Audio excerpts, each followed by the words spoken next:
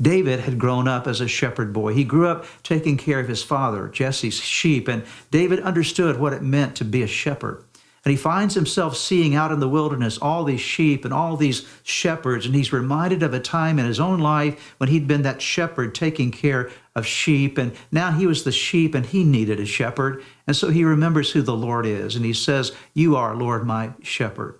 Actually, it's a Hebrew compound name for God, Jehovah Rohi. You are the shepherd of my life. And then he begins to reflect upon what that means. Because you're my shepherd, I have everything that I need. You're the one that makes me lie down in green pastures, and you're the one that leads me beside the still waters. You're the one that restores my soul and allows me to walk in paths of righteousness for your name's sake. You're the one that leads me through the valley of the shadow of death, so I fear no evil, because you're with me, your rod, your staff, they comfort me. And then David makes this statement in verse number 5, and this will be our focus point for this weekend. You prepare a table before me in the presence of my enemies. You anoint my head with oil, my cup overflows. And he goes on to talk about the goodness and mercy of God. But notice that statement, you prepare. Notice, you prepare a table before me in the presence of my enemies.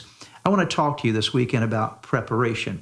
And a certain kind of preparation. I want to talk to you in terms of what David experienced here, a preparation for his future. I want to talk to you about how God prepares his future for you. How does God prepare you for your future and the future he has for you?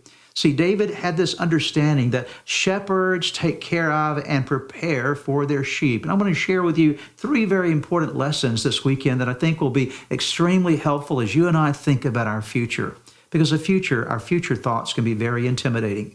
What's going to happen tomorrow, and what's going to happen a week from tomorrow, and what's going to happen 5 years from now? Where will my life be? And we have a tendency to spend a lot of our time worried about, concerned about the future. What is my future going to look like?